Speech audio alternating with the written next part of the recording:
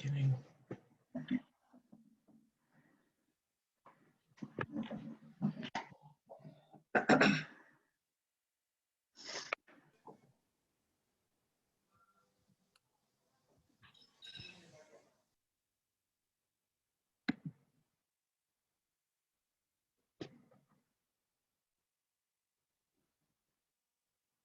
Oh, we have to record it.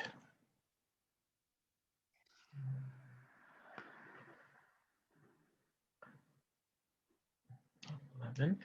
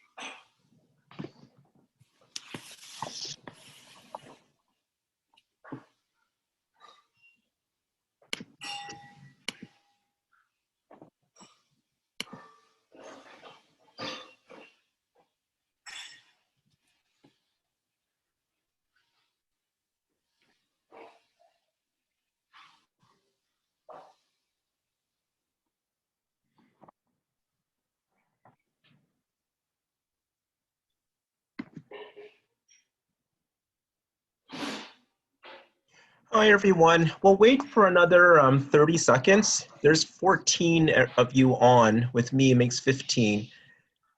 Oh, my internet connection is unstable. That's not good. Can you hear me okay, or should I put on the, let me see if can everybody hear me okay? Yeah, okay, thank you. And I'm going to record the session as well.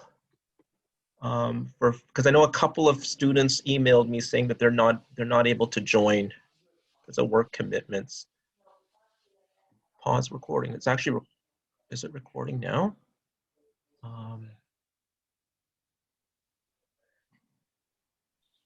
Yeah, I think it is. Oh, it's recording. Okay, how did that happen? It automatically records? Okay, well, it doesn't usually happen like that. Okay, so we'll get started now. There's 16 of you, which is actually an amazing turnout. Last year's turnout was not good. It was like 5. Okay, so I have 2 goals for the course. Not for the course. I have 2 goals for tonight's meeting. One of the goals I have is just to go over the course outline and what my expectations are of the course. So you want to be able to leave knowing exactly what is expected of you during the 8 weeks. And the other goal is for you to feel good after leaving this meeting, that you feel confident that you're going to do a great job, and you will. Right? Because I taught the course last semester and the students did very, very well in the course. So and they worked hard and they did really well. And that will happen again because I do know that Western, they have the cohort model and they're very careful who they select in the cohort model. And this is going to be course number 4 for you. So if there were any issues along the way, it would have been discovered by now. Like they would have figured it out in course 1 if there are some concerns of students. You've made it to course 4 now, so there should be no concerns, and you'll be off on the races is what's going to happen like last year, and that's what's going to happen. So I am recording the session, recorded automatically. So if you want to hear the session again, then I will send that to you after the meeting, and also the PowerPoint slide I will send out to you as well, so you can refer to it as needed. As I said, I taught the course last summer, and it took me a couple of months to put the course together. So the neat thing was it was school building closure last year, so I had more time working at home, and I was able to put the course together with the assigned readings, and that took some time. And but it's a course that was well received last year by the group that I had, and I think there was like 16 students only. There wasn't that many. This year we have 21. It's a bigger group this year, compared to last year.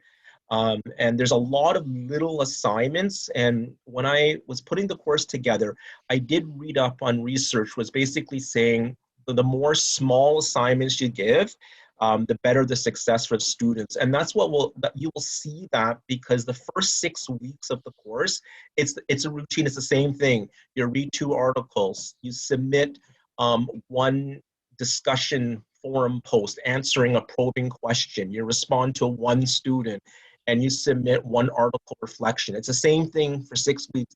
And what you will notice is you will get descriptive feedback, and you know, when we get to weeks 4, 5, and 6, it's going to be practically like stellar work that you're submitting because you're going to have nailed it by then by incorporating the feedback. So that's what research is saying, is to give lots of small assignments, and that's what I will be doing.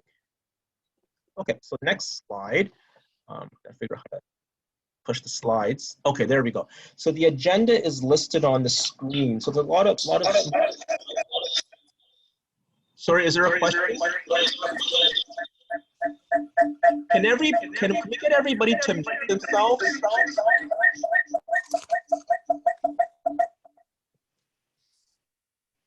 Okay, so the agenda, yeah, you know what? I'm gonna stop it for a second. I'm gonna put on, we're gonna pause for a second. I need to put on the, is it, okay, it's better now. Okay, it was echoing. So the agenda's on the screen here. So I'll give a quick introduction to myself, talk about the readings and where you can access them. There's no textbook to purchase, which is great. Why are we taking this course and what the course is about? I'll provide an example of policy that's upcoming in Ontario for September. We'll look at the week-by-week tasks, the time commitments for the first 6 weeks, the course outcomes, importance of academic integrity, dishonesty. We always talk about that. It's always important that we do that. What can we expect from the professor? What can the professor expect from you? Okay, so the textbook is listed on the screen. You can see it. It's called Education Policy. The neat thing is it's actually available online. So you can access it. I checked Amazon, it's like $60 to purchase. I purchased it, I don't know how many years ago, like 8 years ago for like $25. So it's gone up to $60. So I'm not sure how inflation got up that much, but it is available electronically. So you can download it, which is nice. And all the articles are on the weekly lessons tab. So you can access it there. Okay, so again, there's nothing to purchase, which is good news. So please call me Lewis. I don't go by formal names and stuff. Just call me by my first name is good. And that was a practice that I learned when I did my master's. And I did my master's at Queen's back in late 90s, and I finished in 2002. It took me 5.5 years to do it. We always called our professors by their first names. And even when I did my, my doctorate at Western, called my professors by their first name, because the idea of calling your professors by their first name, there's a reason for that. We're putting ourselves on equal footing, right? That we're learning together, we're working together, and we're problem solving together. So that's why we do. There's no hierarchy here. Okay, yeah, there is power in the sense that I give out marks in the end, right? But the idea that we are learning together, that's why we want to call each other by our first names. Okay.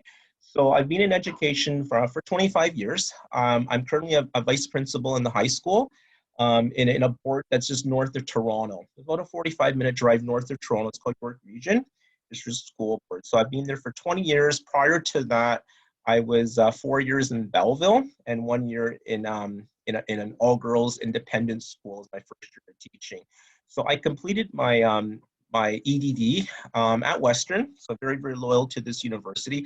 And what was neat was I was part of the first cohort group that I actually got into the program. It was like by accident, because I applied to OISE for their master's in education. Even though I had an MEd already, I wanted to get an MEd degree in educational leadership or educational administration or school administration. So I applied to both Western's I applied to your program actually, the Master of Professional Education, Educational Leadership, and I applied to the Master of Education at OISE in Educational Leadership, and both rejected me for that. They basically said, we'll accept you for a doctorate, you already have a master's, why do you want another one?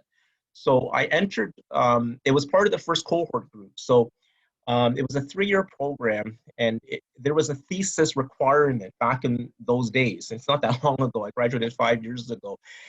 I do recommend that all of you in the course give serious consideration to continuing and furthering your education with the doctorate.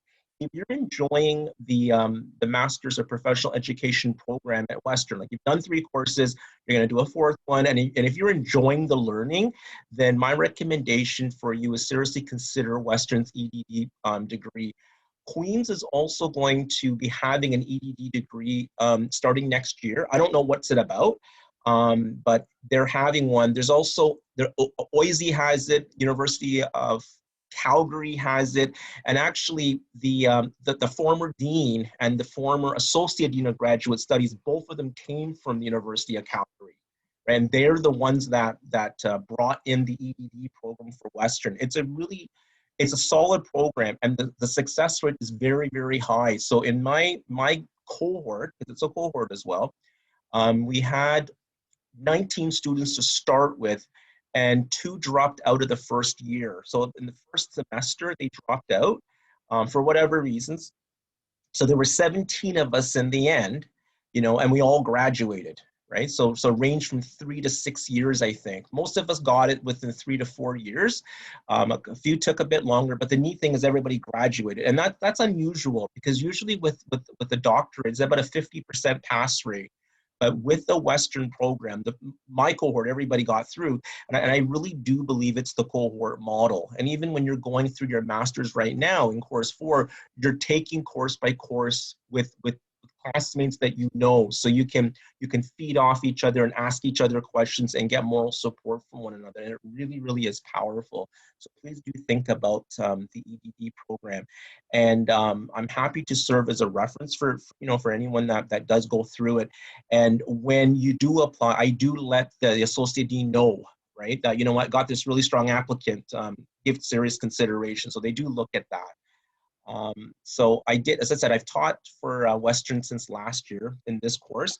I'm also a term adjunct assistant professor with Queen's professional master's program, and I'm teaching a course called organizational leadership. So it looks at the leadership theories, lots of leadership, like transformational leadership, authentic leadership, and all those different kinds of leadership theories. So I do that as well. So it's important that we do keep in contact.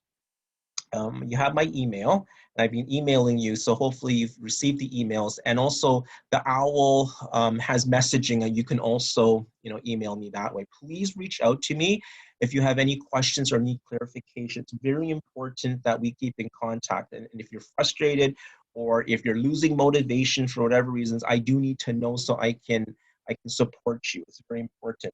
Also contact me if you're unable to meet a deadline. I know we're working and learning during a pandemic, and it's hard, right? So, but again, you're balancing your professional life, you're balancing your personal life. Some of you are also working in the summer, some of us are not, right? So there's a lot of things that that can get in the way. So please keep in contact with me if you need some flexibility with some of the assessment timelines. And if you do email me or message me, you don't hear back within 2 days, please resend, because what that means is the email or got buried in the emails, right? So I don't want to be ignoring. I want to respond to everyone's email, so please do that. Okay, so. Oh, but by the way, let me talk about a bit more about the EDD program at Western. So when I did it, as I said, it was a thesis requirement. It was a dissertation. So Western has moved away from the dissertation, and now it's called an organizational and improvement plan. So when I did my dissertation, it was like, I forgot how many, 6 chapters, I think. Right now, the organizational improvement plan, it's 3 chapters. So you work on it during your 3rd year. So during your 3rd year, you're taking courses and you're writing your 3 chapters. So you do it in the courses. And I do not believe you defend your organizational improvement plan. So there's no external examiner from another university that comes over. I believe that, and don't quote me about this, but I believe that the organizational improvement plan, you receive the thumbs up from your instructor, your professor who's teaching the course, and you end up presenting your organizational improvement plan in a small group of your classmates, I believe. And it's not research focused. Like when I did my dissertation, it's not research focused. The focus is to take a problem of practice, and you're basically creating the legwork for it to be implemented, but you're not actually implementing it. You're doing all the legwork in order to get to that point. So it's a lot of problem solving and being able to go back into your professional workplaces and identify problems. It's very, very practical, unlike thesis that I wrote, which was more like more PhD kind of stuff, right? So more theoretical stuff. They're not interested in that anymore. They want you to take the learning that you get out of these courses, like the professional masters. It's a professional program, so whatever you take, you want to be able to apply in your workplace, your organization, and make improvements, and so that the organization benefits. So it's very, very practical, right? And that's what the Western degree is now at, which is a good thing, right? Because when I look at my own learning in the doctorate, it was more theory, a lot of research and theory and stuff. So it's different now, which is in a good way. Okay, so why this course? As educational leaders, what we will learn is that we enact policies, right? So we enact policies in our organization, but when we enact them, we have to be actively engaged in the enactment, right? Because we have to interpret what the policy document says, and then our interpretation will shape what the enactment looks like. So we could have three different people, so you and two colleagues, enact the policy, and you're enacting it in different ways. It's because of how you interpreted it, right? So the policy, they're situated provincially, nationally, internationally, and it's also in contexts which are social, cultural, political, and economic. It's political, right? It's what is value laden, right? What are the ideologies, the thinking behind it? And policies in education shape what we do in our schools, in what staff do, and what students learn, right? So what are students learning? It's in terms of the curriculum, right? What is the teacher teaching? It's mandated by the policy document. So you do not have the flexibility to teach whatever you want. You are told what to teach, right? That's the curriculum document. And you're also told how to assess and evaluate it. For example, back in when I went to school, when I first started to teach, we could give marks out for attendance.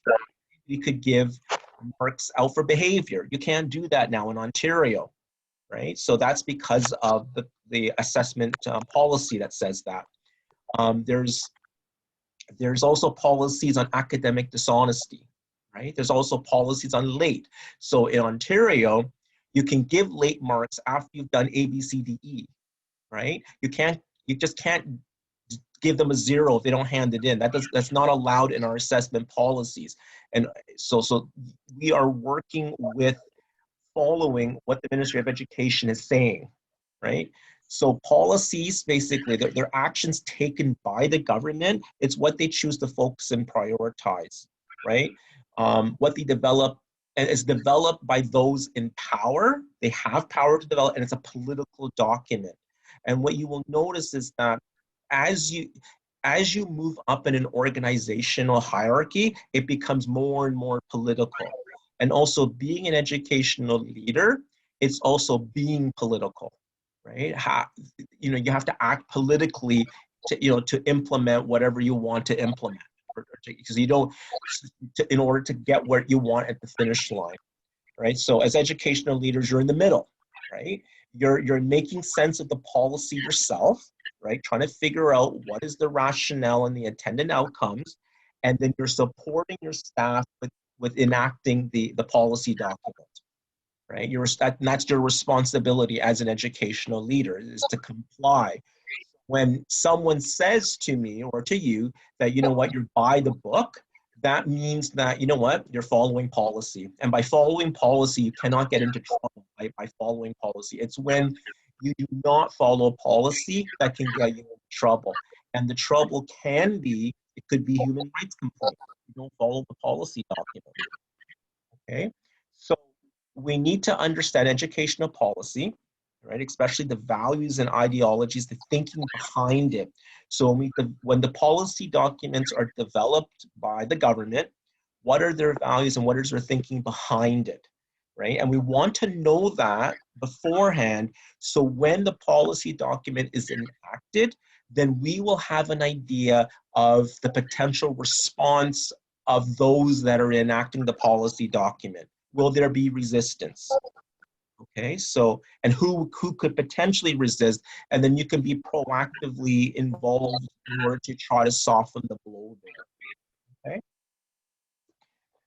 So, and also there's going to be three themes that we're looking at in this course, which are like the outcomes of the educational policy document.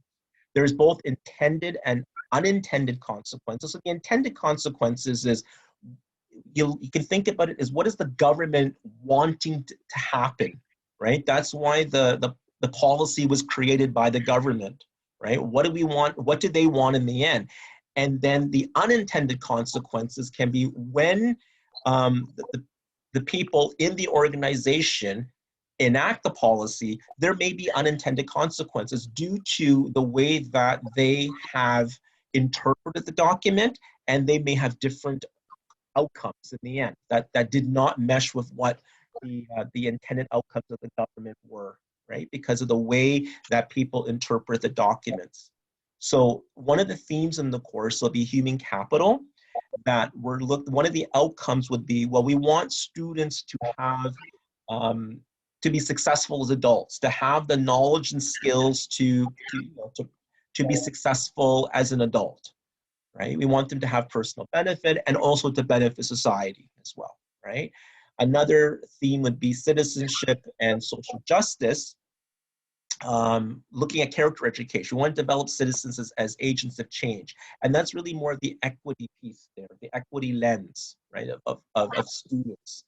And the third piece is a big one now, and it's about accountability. And it's due to the economic globalization that there's a lot of pressure that students graduate high school and students are successful, right? That they have the skills and the knowledge to contribute to the economy. So is the focus learn for the sake of learning? No, it's not. It's learn for making a contribution to the economy as an adult, right? And the government holds schools and students and teachers accountable through standardized curriculum that the government will prescribe what is taught, right? And it's also will hold the schools accountable through standardized testing as well, right? Which gets published in the media, right? And holding the schools accountable. Not as bad as the States where, it can have impact where we get charter schools or the school building ends up closing, right?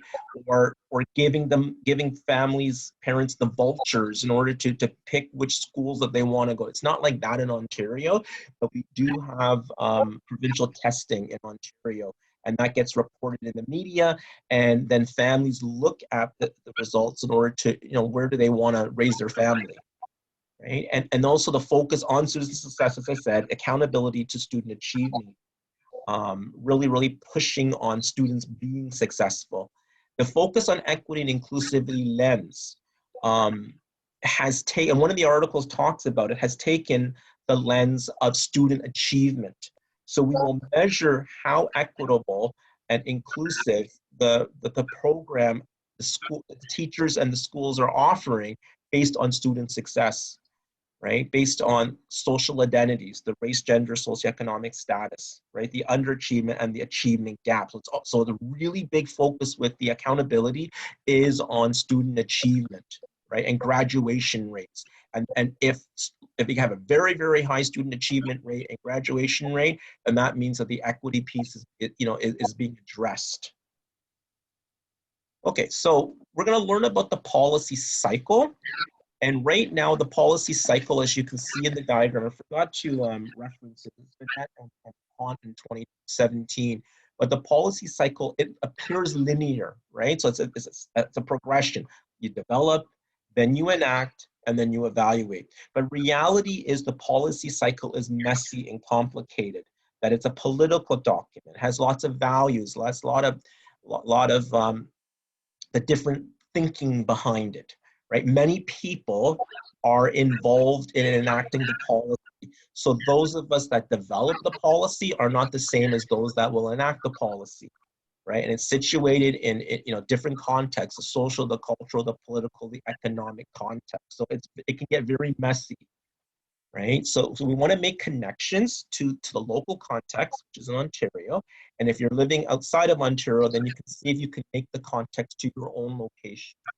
You want to make the connection to educational leadership, that you're taking your program, your master's in educational leadership. What is educational leadership, right? So I did my doctorate in educational leadership, and then, well, what is educational leadership, right? So you think about being an effective leader, the different types of leadership theories, for example. That might help you to try to get a better handle about educational leadership and making the connection to educational law. And as I said, policy is law. So if we're not implementing the policies, that can get us into a lot of trouble, right? And the trouble could be a human rights complaint, for example, right? And that's not good. Okay, so an example of policy that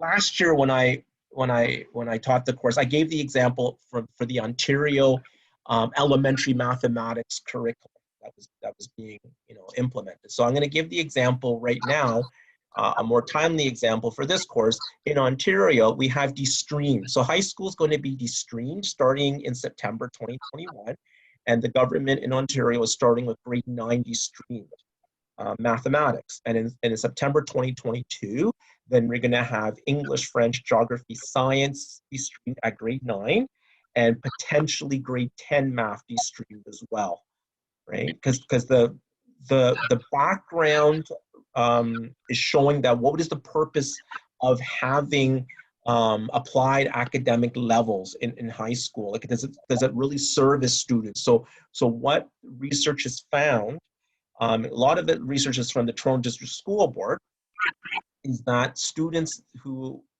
are marginalized are recommended for applied level stream.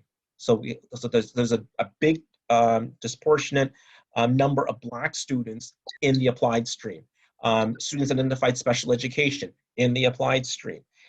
So they want to get rid of the applied academic pathways in grade 9 and put everybody together in order for it not to have that ceiling. And they're moving maybe towards grade 10 as well, de-streamed, because they're looking at that equity piece, that it's not fair for students, because they're Black or because they're identified, that we have lower expectations for them. And that's the unconscious bias, please, the unconscious bias. So keep doors open for university, because applied pathway, it closes doors to university. And the curriculum was developed this past year by the Ontario Ministry of Education, where they contracted educators, math teachers, right, in Ontario to write the document. So it got released on June the 9th. And that is concerning, not surprising. That is concerning, because that gives us 3 weeks before the end of the school year, and it's during a pandemic that we're going to be releasing curriculum. In my board, I can only speak about my board. There was professional learning, right? There was one release day for 2 math teachers in each high school. That's not a lot, because in my school we have, I believe, 4 math teachers teaching grade 9 stream in the new school year, and 2 got some professional learning. So the teachers were able to look at what is the content in the new course, right? But the reality is, it's not just teaching the content. It's how do you teach students with varying levels of readiness, interest, math abilities, learning styles, and needs, right? That's the key piece there, because I think back to 1999 and 2000. So in Ontario, we were a 5-year high school, and then it moved to 4 years. But when I visit math classrooms for the last 20 years, I don't think math teaching has really much changed since when I taught it, right? Yeah, we're using more technology, but it's still a lot of chalk and talk, a lot of it, very traditional lecture style teaching, right? It's not that student-centered piece. So with the stream math, there has to be changes to instruction. Will that occur, right? Changes to assessment, will that occur, right? And that requires a lot of professional learning for teachers to make that happen. And for the curriculum documents we released 3 weeks before the end of the school year, and now we're in the summer, and for it to be immediately implemented in September, what will the enactment look like, right? Because the government has their intended policy outcomes, but it will be interesting to see what the enacted policy outcomes look like, right? And I'm not too confident right now. They're going to be aligned, right? Because reality is, teachers are now, grade 9 teachers are being told, right, mandated, where there's no applied or academic. So we're going to have kids that are working above grade 9 level. They're very, very passionate about math, and then you're going to have students that are a couple of grades behind, right? Difficulty reading. They don't like math. They haven't had success in math, so they're not confident. You're putting them all together in a class, and now the teacher's expected to perform magic, right? Enact the policy document as intended by the government. That's what makes it so messy, right? And without the professional learning for the teachers, how's that going to happen? It takes time. Okay, so the week by week task, it's a condensed 8-week course, right? And so in the fall and winter sessions, you had 10-week courses, and course 3, you had it to be 8 weeks, and this is also an 8-week course. So it's condensed. We're going to be spending the first 6 weeks engaged in the readings, okay, learning about educational policy, the development, the enactment, and as well as how to analyze and evaluate that. So that's what the first 6 weeks will entail. And each week, you're going to select 2 readings, 2 required readings. All the readings, as I said, are on the weekly lessons tab. You're going to select 2. Most weeks, there's going to be choice. Last year, I was blindsided because I had students that were in higher education. I didn't even know about that. Nobody told me there were higher education students there. I planned the course for K to 12. So because we had higher education students, there were like 4 or 5 of them, I had to find higher education readings. So that's something that I figured out, on the spot. So there are higher education readings right from the start this year. As opposed to me having to find them along the way. So we do have students from higher education, we do have students in K to 12, and we also have students that are not in education. So what's nice about this is that we can learn from each other, and we have different perspectives, which enriches the learning that will happen in the course. So as I said, there's 2 readings you're going to have to do. Okay, you pick the 2 readings you want from a variety, from a small list of them. Most of the weeks have more than 2 readings, so you can choose the 2 that you want, read the abstract, figure out which ones you're interested in. You read an article, you don't really understand it, and that's not going to be one of the articles you pick, right? Then you pick another one. You got to read 2 of them that you really got a good handle of. Okay, so once you've picked the 2 articles and you've read it, and you understand it, and you're comfortable with those 2 articles, and then you're going to take one.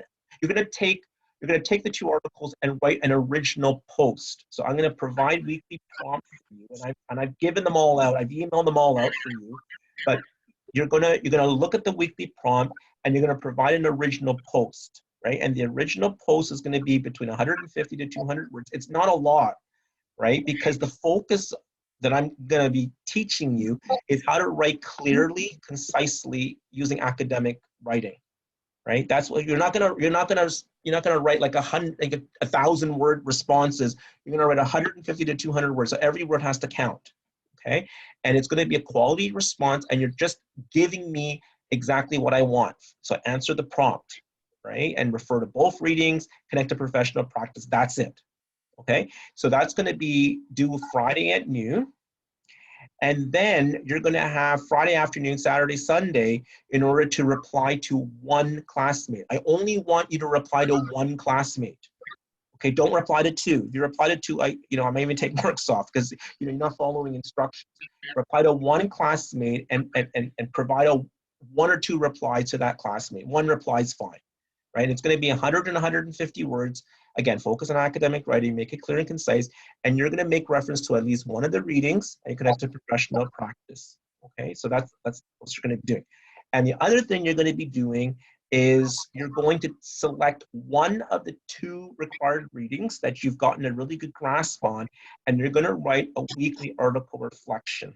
Okay, and it's going to consist of 3 parts, and you only have 1 page to do it, and that's what makes this challenging because you want to write 5 pages. You don't have that. You have 1 page maximum, and you have to focus on academic writing that is clear and concise. The quality of the writing.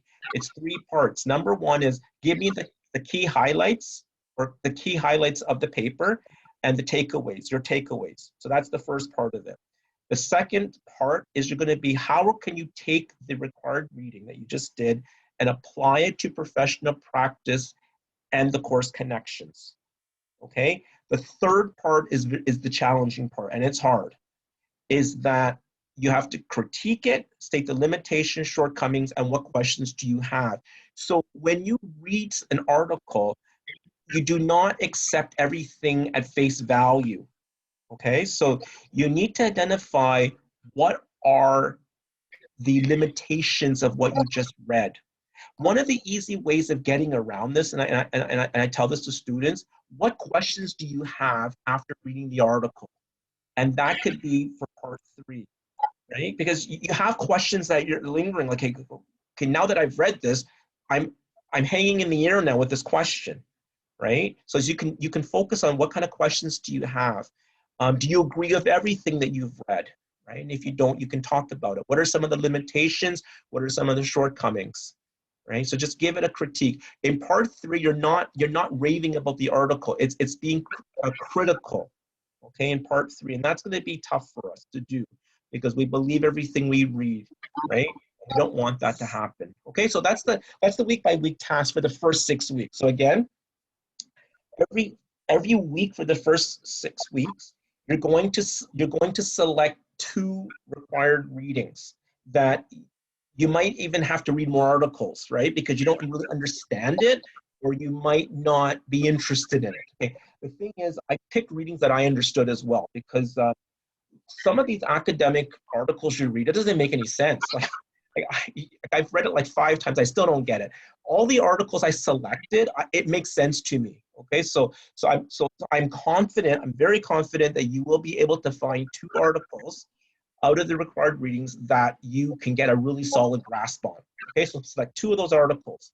Once you've selected 2 of the articles, you read them, and then you're going to take the 2 articles and do a discussion forum post, okay, answering the prompt, and then you're going to reply to one classmate with 1 or 2 replies, most likely 1, and then you're going to select one of the 2 articles, and you're going to write an article reflection with the 3 parts. Okay, you're going to do that for week 2, week 3, week 4, week 6, and it's going to be routine for you. And you will notice, right, that as you progress through the 6 weeks, your weekly summary or your weekly article reflection, it's going to be really, really tip-top shape. You'll see that. Because you get the hang of it, and it's going to be an exercise that is going to force you to be very clear and concise. And that's something that you'll take away from this course, and that's what I want for you, okay? In week 7, you're going to work with an assigned partner on educational law case brief, okay? So there are 21 students in the course. I have not assigned the groups yet because I want to see how we're progressing. There may be a student that is really far behind, and therefore I'll put that person by themselves. That's what happened last summer. There was one student who fell behind quite a bit, so I just let her work on her own. right? And then I worked with her on the side to get her caught up, and that worked nicely. Maybe there'll be a group of, I don't know how it's going to work yet. Okay, so I haven't assigned the partner yet. There's 5 case studies that you can pick from. Okay, so you know, breathalyzer at a school prom, student wearing a curpan at school, sniffer dogs, school search, child pornography on a teacher's workplace computer, just 4 of them that I wrote down really now. Okay, so then there is an exemplar of what an education law case brief looks like, and then you just follow the exemplar exactly to a T, and then you create yours with your partner. Okay, and this was done really, really well last year, right? And again, I'm hoping with there's 5 case studies, you're going to find one that's going to be interesting for you, okay, that to focus on. And then we have the final course paper, and I thought about it like a couple of days ago. Do we really need an academic paper? I'm more traditional, that I like an academic paper, but you know what? If I'm given the opportunity to teach this again next summer, maybe I won't do an academic paper. Maybe do something, you know, something else. But right now, we're sticking with an academic paper. It just seems to be the traditional way of doing things. And you're going to select an education policy that resonates with you, locally, provincially, federally, you know, something that really, really is you're passionate about. And as I've read the student introductions, like some of you have shared what your interests are. Like someone was saying, you know, my interest is on equity. Well, then why don't you focus on an equity policy document, right, and really dig deeply into it, right? So find something that you're really interested in, because you're taking the course learnings and you're applying it and demonstrating, you know, your learning here. So there's 5 sections to the academic paper. Number 1, you're going to describe the educational policy, right? Because you got to remember, like, I might not know your educational policy. And if you're out of Ontario, which we have some students, I will not know what your educational policy is. So you got to tell me what the educational policy is. Some of you are in higher education. So we have some students that are working in the university, right? So last summer as well, that happened. So they picked department policy document in order to use for their assignments. So they had to describe it because I don't know what it is, right? So describe the education policy, and then you can describe the development of the policy. How was it developed, right? And then you're going to describe the enactment of the policy when it got implemented. And then you're going to critically analyze and evaluate the policy development and enactment using course learning. So I've already provided you an example of policy. Look at the stream grade 9 mathematics. I can critique the policy development, right? That it was released June the 9th, 3 weeks before school ended. It's a pandemic, teachers are tired, and now you're giving them, now the board is giving 1-day release to 2 teachers, but I have 4 teachers teaching that course. So 2 teachers are not gonna get that professional learning. And is 1 day enough? Right? And what are teachers doing in the summer? Are they sitting there planning away the grade 9 curriculum? No, they're not planning that, right? They're probably like recuperating from the storm that we had this year with the pandemic. So that's an example of, you know, my critique of the policy development. And then you would also, you know, go into the research, the literature, and find out, you know, to learn more about the policy development. And then you would make recommendations, right? We're looking at 8 to 10 pages minus the title page and references as well. Okay, so we're not leaving that to the very end because the 8 weeks are going to go by so quickly. Like, even though I'm saying hi to you now, you know, very, very quickly, I'm going to be congratulating you and thanking everybody for, you know, for an amazing course and your hard work, and we're done. And then you're going into course number 5, which starts in September. Right? So the course is going to go by very quickly. So we want to be looking at the final course paper throughout the 8 weeks, right? Starting with this week. And some of you have already selected a policy to document, which is great, right? So you're really thinking of that. And I need everybody to start looking at that right now. Because once you got the policy document, that's like a big piece of it. Right? And then things will start to flow. So week 1, which we're in now, you're going to select an education policy with the focus in your final paper. And week 1, which is now, you're going to describe your education policy. Okay, so that's what you should be doing now. Put it in point form. right? Because I want in week 8, there is no assigned reading in week 8, no required reading. There's no form discussion, no article critique. There's nothing in week 8. The only thing you're doing in week 8 is writing your paper. So if you have diligently spent the first 7 weeks making your point form notes, then in week 8 you can write it, right? Because I know a lot of students, they just want the score done, right? Because they want to get a little bit of a summer. In reality, you don't have a summer, right? Because you're going all the way to like August the 20th. So you're not really getting a summer, you know, like other people would. So you want to get this done quickly. So follow in week 2 and 3, describe the education and policy development. So weeks 2 and 3, we're going to be focusing on education policy development.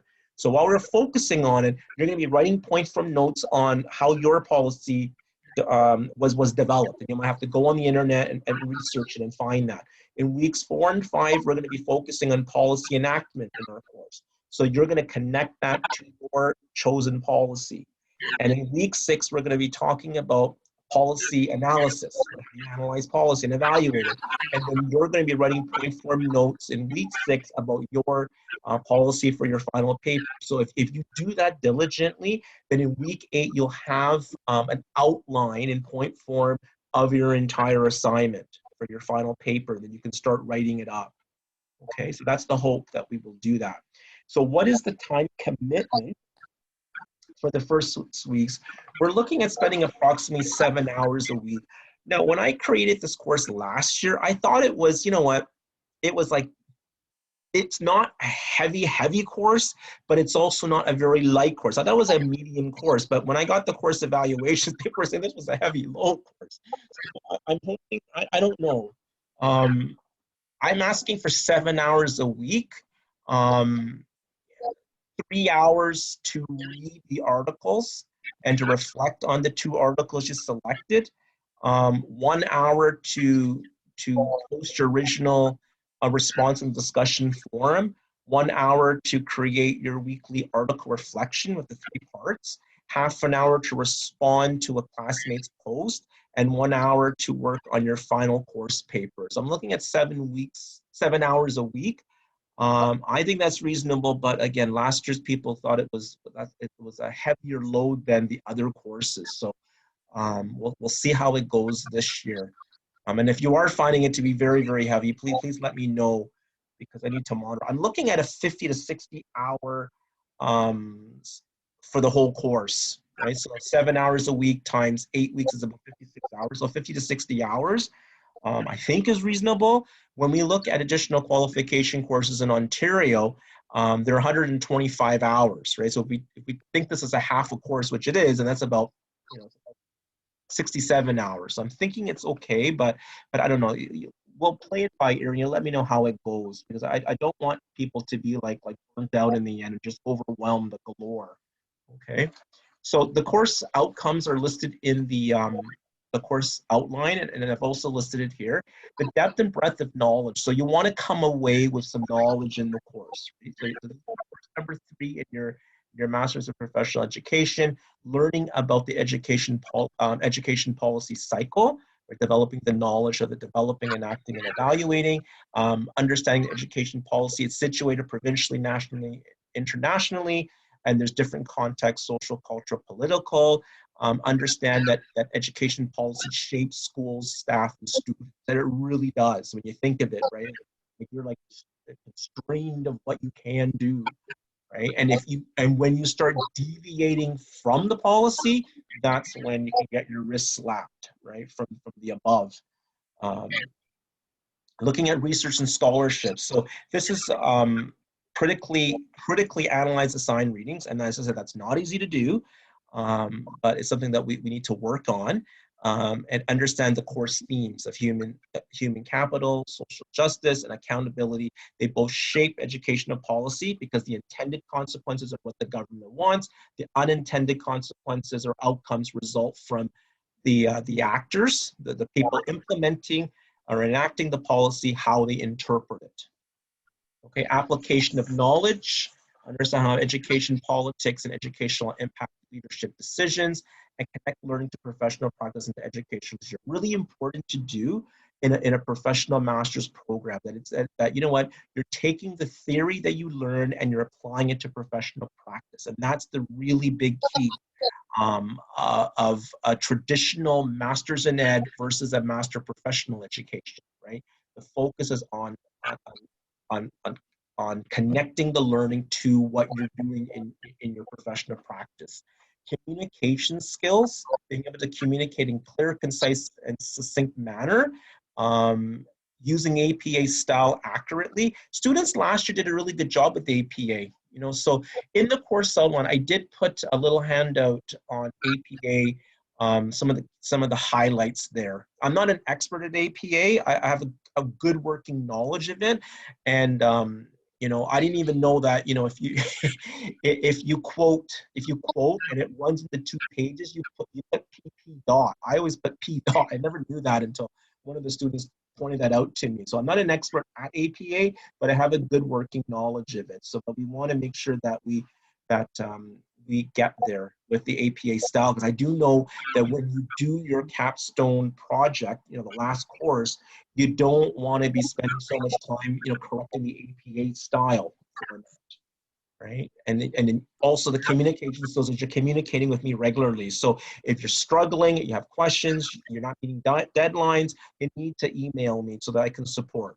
Okay, and I'll be checking the email, Western's, you know, the UWO email, and as well as the OWL messaging every day. Awareness of limitations of knowledge, you know, identify limitations of required readings, and acknowledge the complexity of power in politics, and the autonomy and professional capacity, right? Being able to meet timelines, working independently, keeping an open mind, you know, growth mindset, demonstrating respect and support of others. And you do that, you support others. It's just a natural thing you do now because you're in that nice cohort group, which is magical, because that's how you'll be more successful, right? And it's through that cohort model. Western does know that. When they look at their EDD program and the very high success rate, it's because of that cohort model where students are supporting one another, right? So academic integrity, APA style is very, very important. You know how to paraphrase and cite references, you know, quote and cite references. You want to paraphrase as much as possible, quote if you're not able to paraphrase, okay? So you look at the quote, can you put that in your own words? And if you can, then you put it in your own words. If you cannot put the quote in your own words, then use the quote, okay? All assignments will be checked for plagiarism on Turn It In, and if you have questions, please ask, because you do not want to be in a situation where, you know what, you know, you're academically dishonest. If that does happen, the question becomes, was it intentional? Or maybe you don't know, right? And if you don't know, then you need to learn how to, you need to be taught how to avoid the plagiarism piece, right? So it's something that I'm paranoid about. You know, when I was a student, I don't want to be accused of this kind of stuff. So also keep all your rough work and stuff, just so that you're not ever accused of academic dishonesty, you know, as you progress through your program. Okay, so what can you expect from me? I will check Western email regularly, basically every day, and also the OWL messaging. I'll do that as well. Please contact me if you have any questions, need clarification, or cannot meet a deadline. I'm here to support, and I have very high expectations of each of you, and you will reach my expectations. Okay, so the class median is very, very high, and you know, it's in the low 90s, 92, I think last time, or 93, 94, I forgot what it was. It's very, very high, and I did worry that when I submitted that Western would question, and they did not. They took it without question. So my hope is that with the descriptive feedback along the way for the first 6 weeks, you're going to nail those weekly reflections at the end.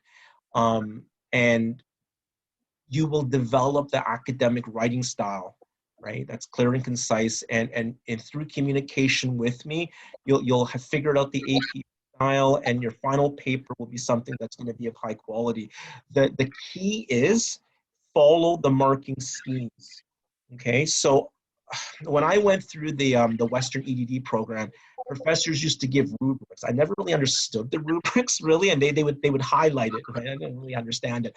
So I don't use rubrics. I use marking schemes, and I do that also when I'm teaching for Queens. I use marking schemes, and in the marking scheme, I tell you exactly what I'm looking for, right? And if you don't know, if you don't understand it, just email me. So that's exactly what I'm looking for. So you just have to give it to me. And if you give it to me, then you're going to get a really high mark. And that's how the marks can be very, very high, that there's no surprises. It's like the success criteria, they call it, right? So I give you the success criteria, and then your job as a student is to give me exactly what I want, no more and no less.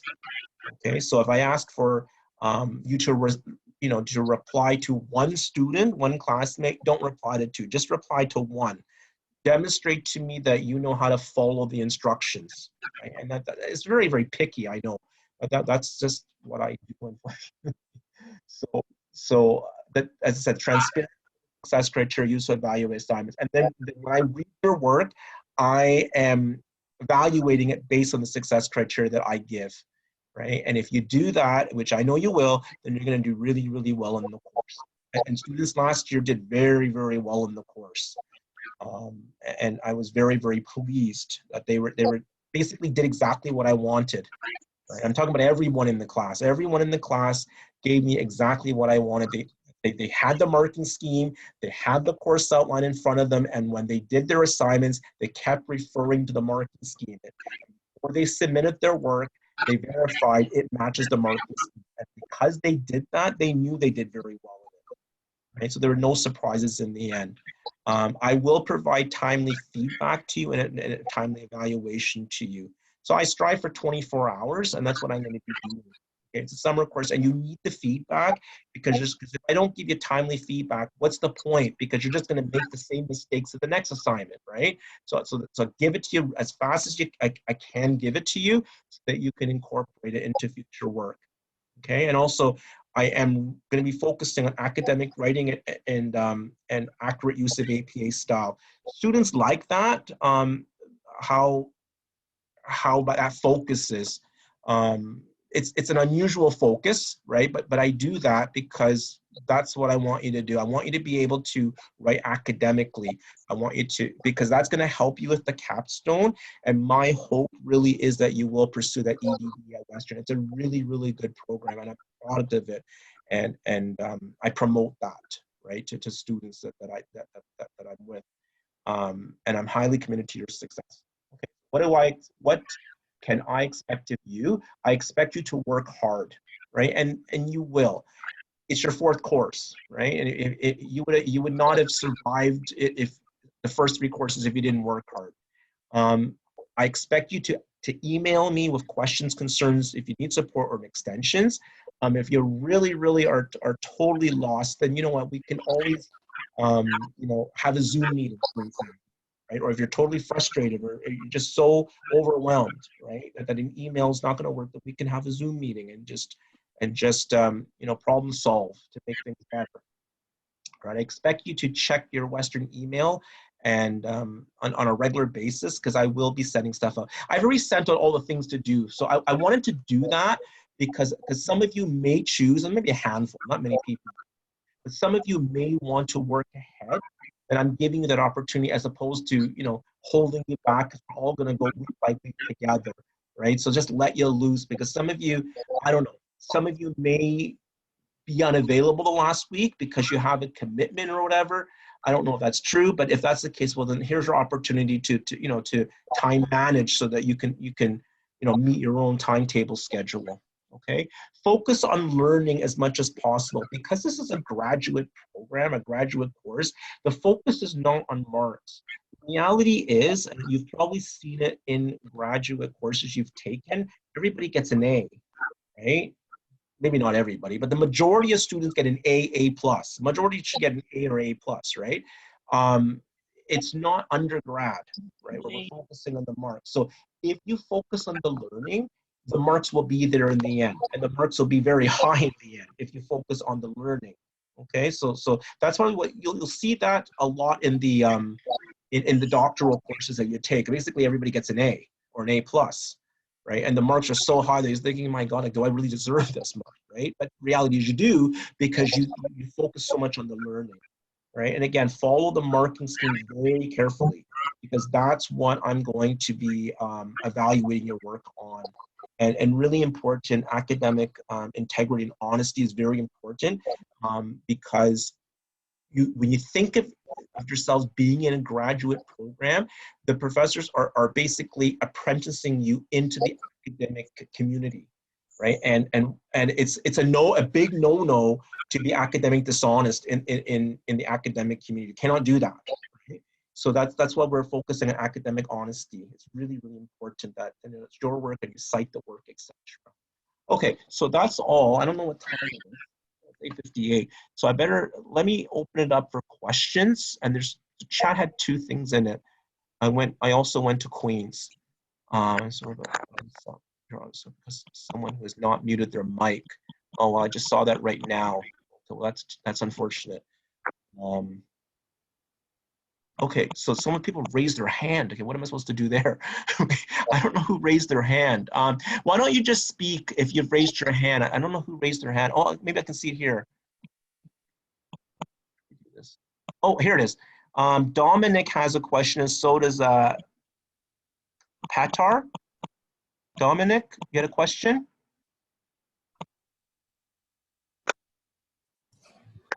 Yes, thanks a lot, Louis. And then apologies if there's any noise. I'm in a cafe. Can you hear me? Oh, absolutely. Okay.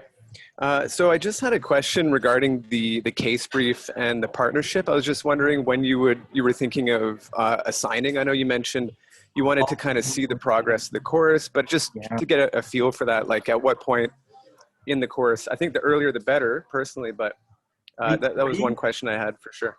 Week 3. I also want to solidify the class to see if anybody else is joining or dropping, right? So probably week 3.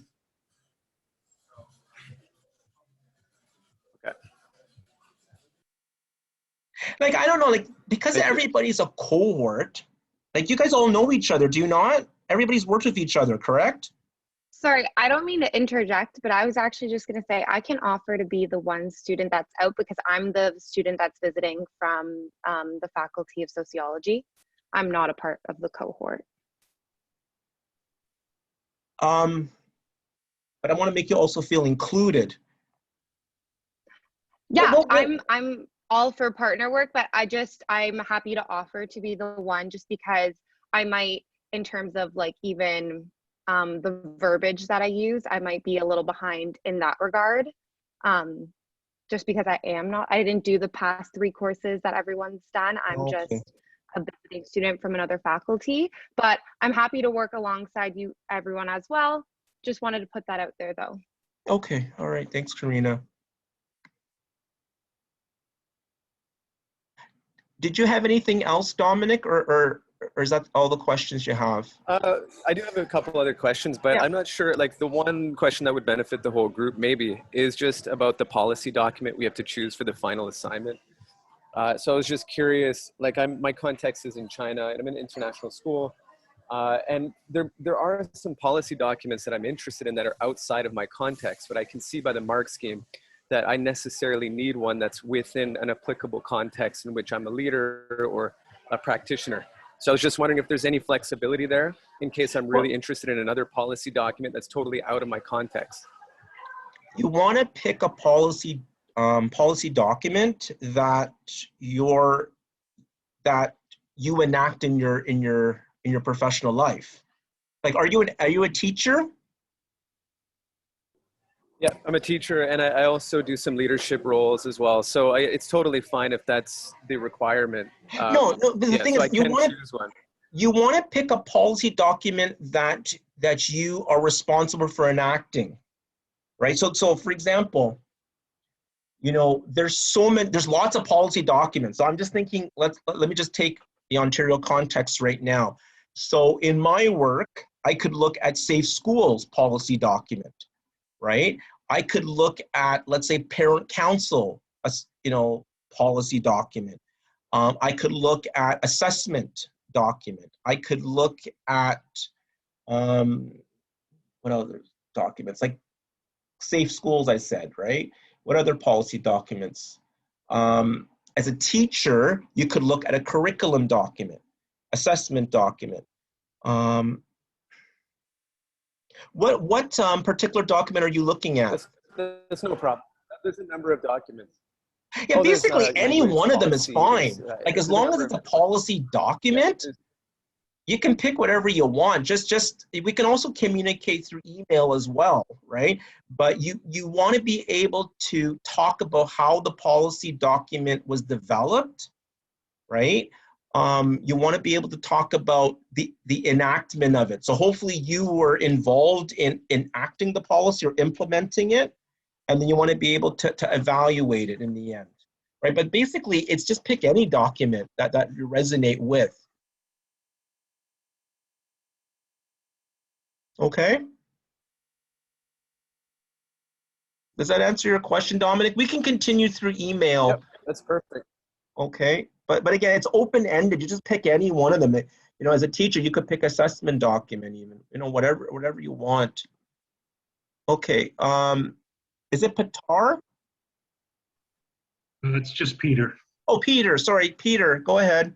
No problem. I just had a question about the forum postings. If we find something that resonates with us and someone else has already replied, is that still okay? Or we can, like, multiple people can apply to a forum posting that they Yeah, that's what happens though, right? That will happen, that, you know what, that someone has created an original post that really resonates with quite a few people in the class, and then you get them, you know, many people respond. That's fine, right? You want to pick some, you want to reply to a classmate who has posted something that resonates with you, right? So just read a few and then you think, I'm going to respond to this person because I have stuff that I want to say, right? And it's okay if multiple people select the same person. That's okay.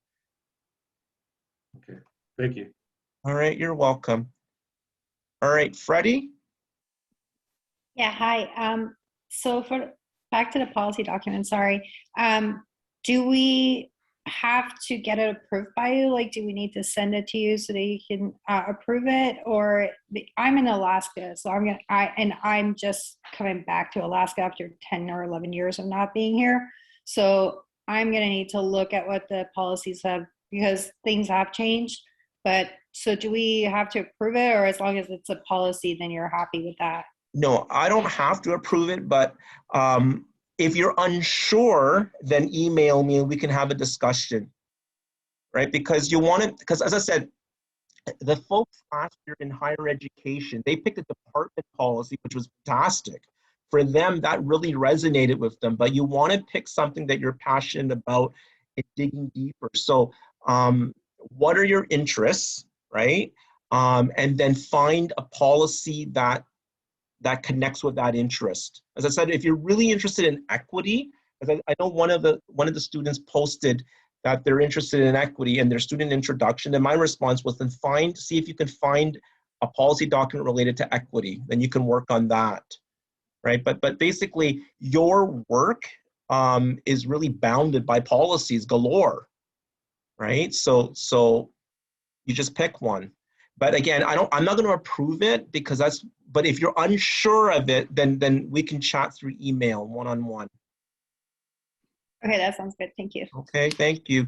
Was there any other questions, folks?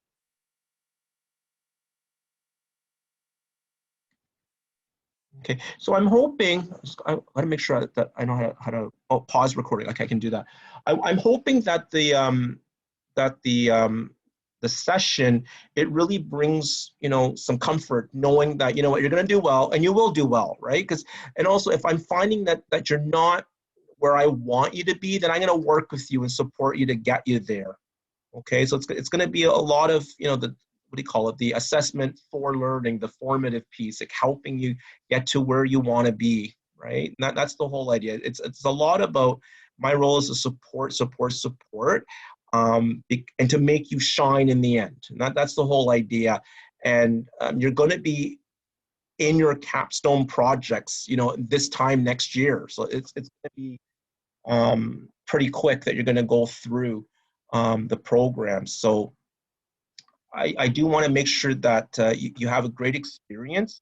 And if there's anything that I can do to support you, you got to reach out to me and let me know so I can support, okay? Because in the end, it's about your success. And my hope, as I said, is to get as many of you as possible thinking of the EDD, whether it's after you graduate or whether it's 5 years or 10 years, but at least plant the seed in your head that, you know what, you're capable of doing it. When I did the EDD, and as I said to you at the beginning, I didn't apply to the EDD. I applied to your program, and I got rejected, right? They were saying, well, why are you applying for a master's in professional education? You already have an MEd. Why are you doing that, right? So I went from, my MEd was on mathematics education. So I went from a math education master's to educational leadership doctorate. Right, so you guys are in much better shape because you're getting an educational leadership master's degree, and then you can start looking at a doctorate. And all it is, the difference between a master's and a doctorate is really nitpicky in terms of the academic writing, which I'm going to teach you how to do and really push you to do that. Critiquing more, and I'm pushing you to do that, and you're gonna be focusing on organizational leadership, right? Your organization and how to improve it, and learning the theories behind it in order for you to make changes to your organization. So I believe, you know, it's going to be a nice segue in, and with the very high success rate of the master's professional education program and the very high success rate of the education doctorate, you'll be finished in 3 years. Like with the EDD, the expectation is that you're working in a cohort and you'll be done in 3 years, and maybe you'll need a 4th year. I don't know, but that's my hope, is to really make this a great experience, and to give you refine your skills in academic writing and get you thinking of that, so that you have a great experience, and also to learn as much as you can. So that's what I'm hoping. Are there any other final words before we sign off? And then we can continue this discussion through email as well, individually. Okay, so I'm hoping everybody feels good, and that they feel they feel confident that they're going to do a really good job in the course. So that's what I want. I want to arm you with that confidence, right? That as a graduate student, you know, you're in course 4, you're going to do really well, and you will, right? And then the course will end, and then you'll go into course 5, 6, and then is it course 5 and 6, and then you'll be in the capstone, and then you're done, and then you'll have a face-to-face graduation, you know, which is really exciting. And then my hope is that all of you will attend that, right, and get your degree. Okay, so is there anything else that we want to say before I stop the recording and sign off in the meeting?